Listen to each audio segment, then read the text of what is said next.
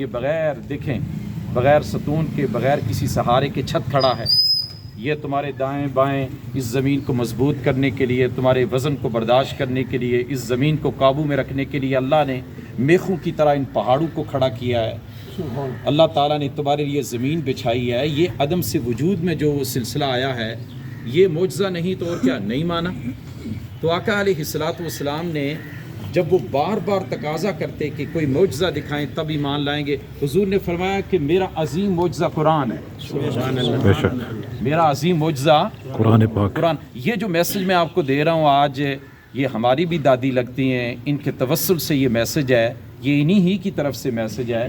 وہ الگ بات ہے کہ ہم ترجمانی کر رہے ہیں. اس میسج سے آپ کے بے شمار دکھوں دردوں کا مداوع ہوگا, اور ہماری سوسائٹی کے جو حالات ہیں, معاشرے کے جو حالات ہیں, گھروں کے اندر جو حالات ہیں, وہ ان حالات کے پیش نظر یہ میسج بڑا اہم ہے. آقا علیہ الصلوۃ والسلام نے ارشاد فرمایا, جب بار بار یہ تقاضا کیا گیا, حضور نے فرمایا کہ اچھا یہ قرآن میرا معجزہ ہے.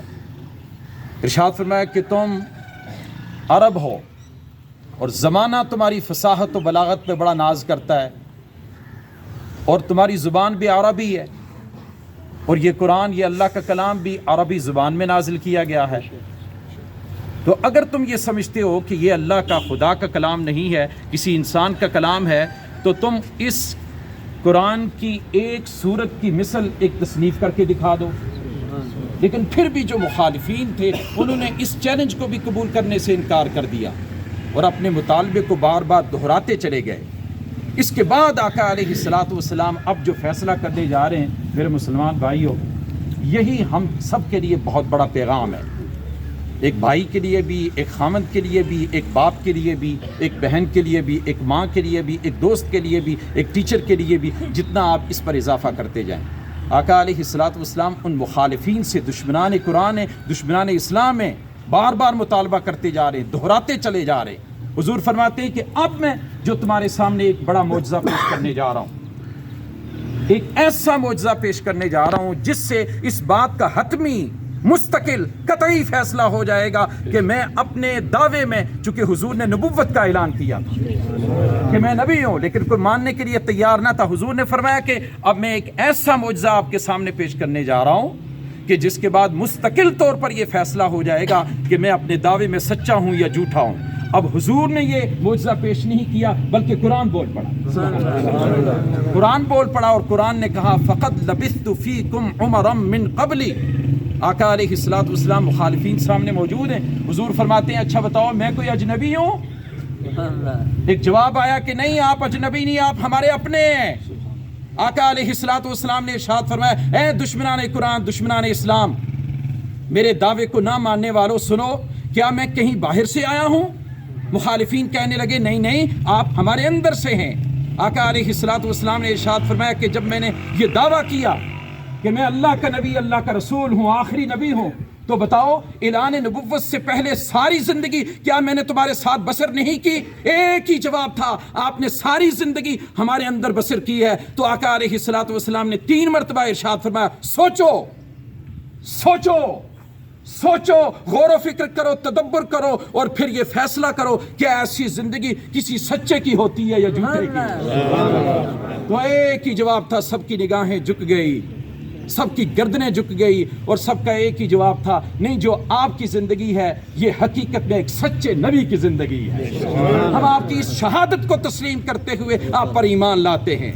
سارے یک زباں ہو کے کہنے لگے ہم جانتے ہیں کہ آپ جھوٹ نہیں بولتے, ہم جانتے ہیں کہ آپ ایمانت دار ہیں, ہم جانتے ہیں کہ آپ دیانت دار ہیں, ہم جانتے ہیں کہ آپ کمزوروں کا سہارا بننے والے ہیں, ہم جانتے ہیں کہ آپ پڑوسیوں سے محبت کرنے والے ہیں, اور ہم یہ بھی جانتے ہیں کہ آپ اپنی بیویوں سے محبت کرنے والے ہیں, آپ اپنے بچوں پہ شفقت فرمانے والے ہیں, آپ یتیموں کے سروں پہ دست شفقت رکھنے والے ہیں, آپ بھوکے کو ڈھونڈ ڈھونڈ کے کھانا کھلانے والے ہیں. آقا علیہ الصلوۃ والسلام کی ساری مبارک زندگی میں آخری یہ چیز جو میں آپ کے سامنے بیان کر رہا ہوں, آپ صفوں میں چلے جائیں. آقا علیہ الصلوۃ والسلام کی ساری زندگی میں صرف ایک واقعہ سامنے آتا ہے, صرف ایک واقعہ سامنے آتا ہے.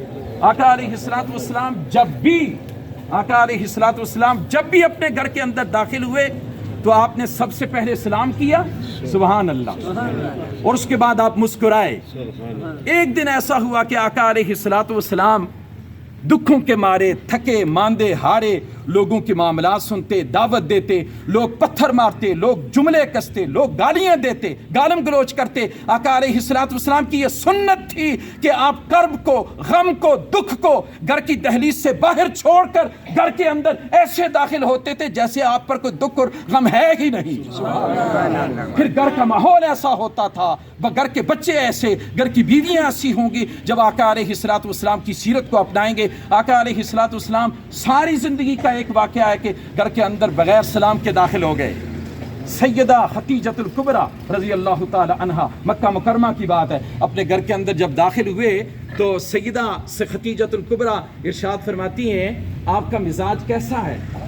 آج آپ نے اے اللہ کے رسول نہ سلام کیا، نہ آپ کے چہرے پہ تبسم ہے۔ آقا علیہ الصلوۃ والسلام انہی قدموں واپس جا کر گھر کی دہلیز کو چھوڑ کر دوبارہ اندر داخل ہو کے کہتے ہیں خدیجہ اللہ تجھے جزائے خیر عطا فرمائے، میرے سلام کو قبول کر اور میرے چہرے پہ مسکراہٹ کو دیکھ لے۔ چونکہ آج میں بھول گیا تھا، بہت زیادہ دکھ دیکھے تھے، غم دیکھے تھے، آج ان غموں کو، دکھوں کو میں باہر رکھنا بھول گیا، آج میں بغیر سلام کے داخل ہو گیا۔ اللہ نے تجھے جزا دی ہے کہ تو نے بہت بڑے عمل کے اجر سے مجھے محروم ہونے سے بچا لیا۔